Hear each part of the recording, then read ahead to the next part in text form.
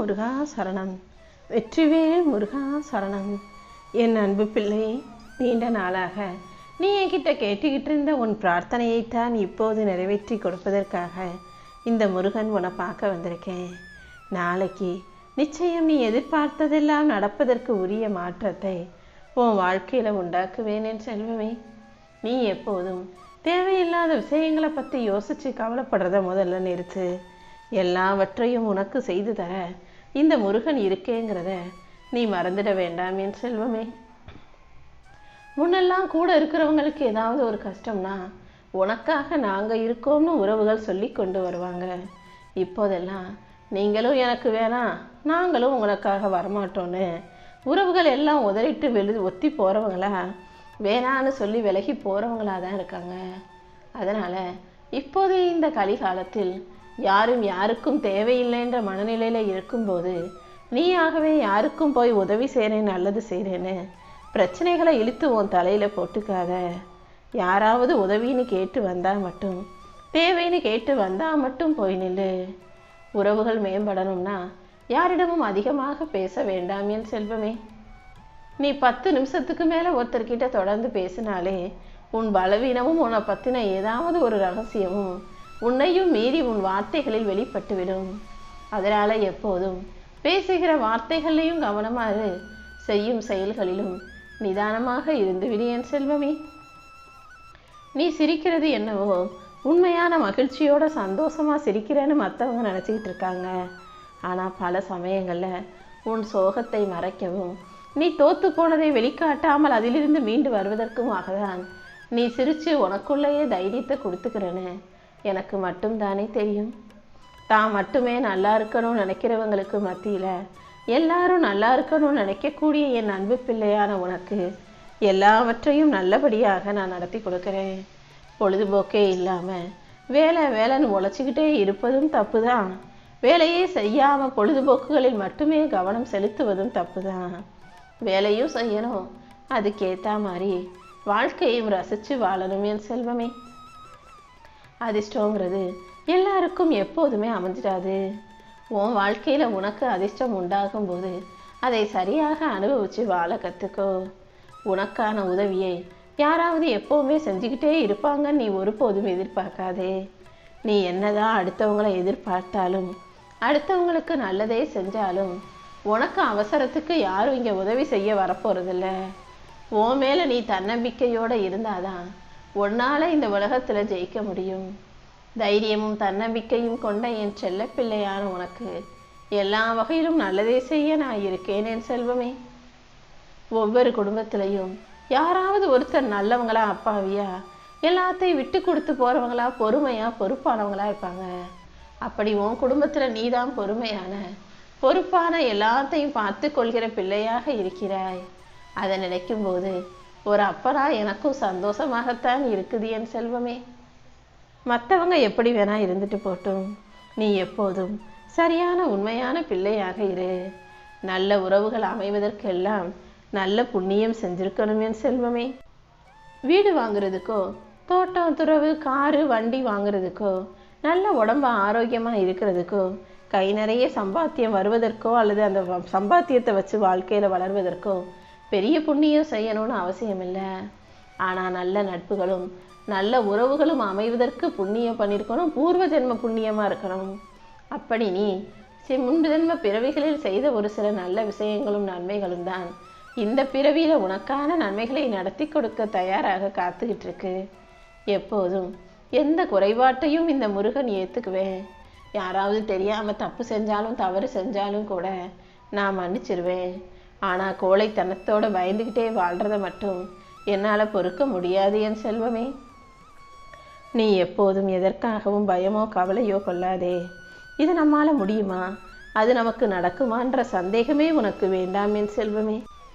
வாழ்க்கையில் எல்லாருமே வாழ தான் செய்கிறாங்க. அவங்க நல்லா வாழ்கிறாங்க, இவங்க நல்லா வாழ்கிறாங்கன்னு வெளியேருந்து பார்க்கும்போது தெரிகிறதால வாழ்க்கை எல்லாருக்கும் பிடிச்சிருக்கு, எல்லார் வாழ்க்கையும் சுகமாக சந்தோஷமாக இருக்குதுன்னு மட்டும் நீ முடிவு கட்டிவிட வேண்டாம். ஒவ்வொருவர் வாழ்க்கையிலும் ஒவ்வொரு பிரச்சனைகளையும் கஷ்டங்களையும் சுமந்து கொண்டு தான் வாழ்ந்துக்கிட்டு இருக்காங்க. நீயும் உன்னுடைய நல்ல பண்புக்கும் அறிவுக்கும் புத்திசாலித்தனத்துக்கும் ஏற்றாற் போல மகிழ்ச்சியாக மனநிறைவோடு வாழும்படி இந்த முருகன் உனக்கு வழிகாட்டேன்.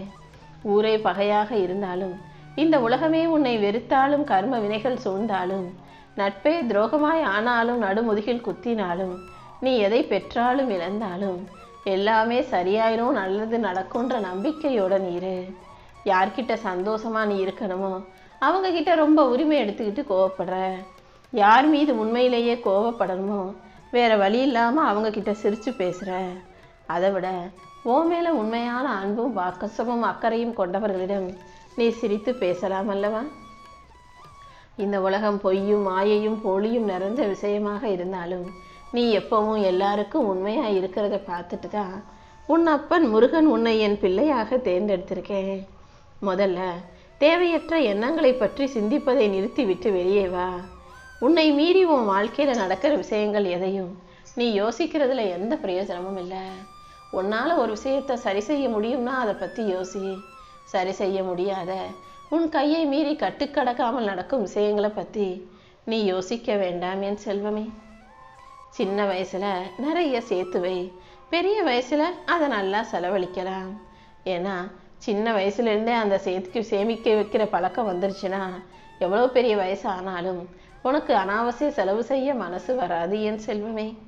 காற்றுள்ள போதே தூற்றிக்கணும் என்பது போல உன் வாழ்க்கையில் வாய்ப்பு கிடைக்கும் போதே வரவை அதிகமாக்கிக்கிட்டீனா அதுக்கப்புறம் வயசாகும் போது செலவை நினச்சி கவலைப்படவோ யாருடைய கையையும் எதிர்பார்த்து இருக்க வேண்டிய சூழ்நிலையே வராது.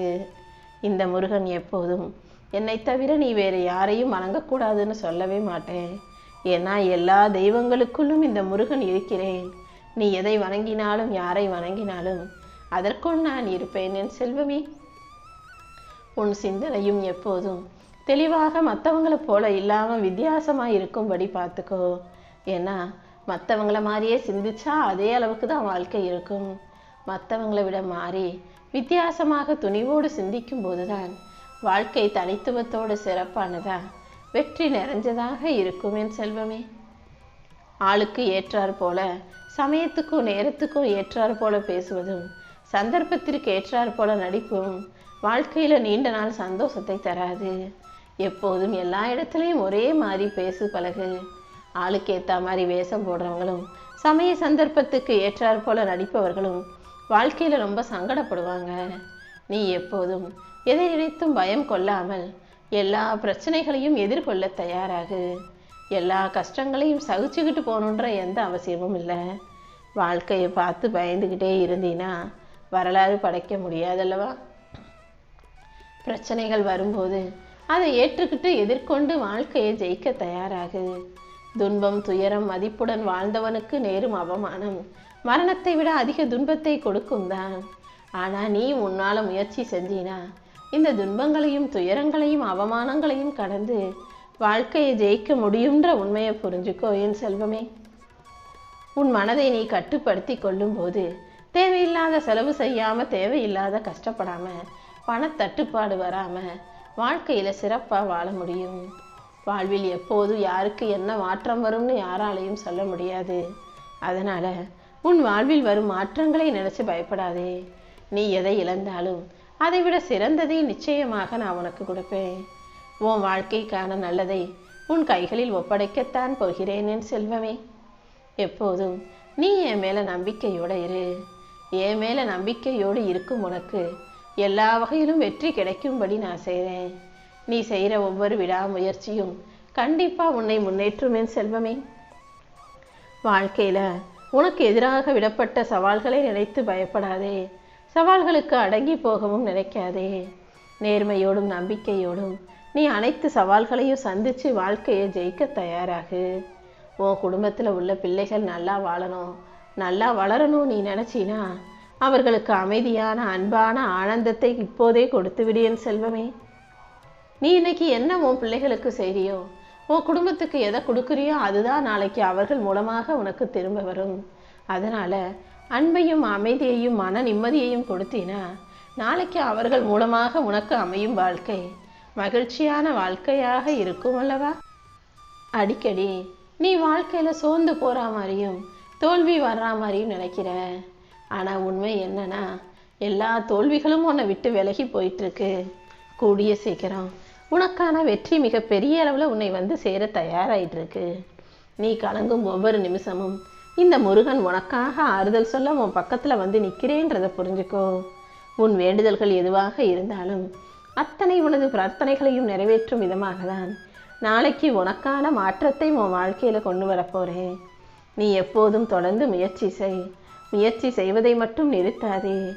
என் அருளால் உன் வாழ்க்கையை நான் புதுசாக மாற்றி காட்டுறேன் என் செல்வமே. இந்த முருகன் மீது நம்பிக்கையும் உன்னிடம் முயற்சியும் இருந்தால் எல்லாமே நிச்சயம் சாத்தியமாகும். நீ மனசளவில் எது நடக்கணும்னு ஆசைப்படுறியோ அதை உனக்காக அழகாக நான் நடத்தி கொடுக்குறேன். எறும்பு புத்துக்கு நீ என்னதான் சர்க்கரையை அள்ளி போட்டாலும், பாம்பு புத்துக்கு நீ என்னதான் பாலை ஊற்றினாலும், 2 பேர் பக்கத்துலையும் போய் நின்னா எறும்பும் பாம்பும் உன்னை கடிக்கதானே செய்யும். அதே போல தான் சில மனுஷங்களுக்கு நீ என்னதான் நல்லது பண்ணாலும் அவங்க உன்னை பற்றி தப்பாக தான் பேசுவாங்க. ஏன்னா அவர்களுடைய இயல்பான குணமே அடுத்தவனை பற்றி புரணி பேசுறது தான்.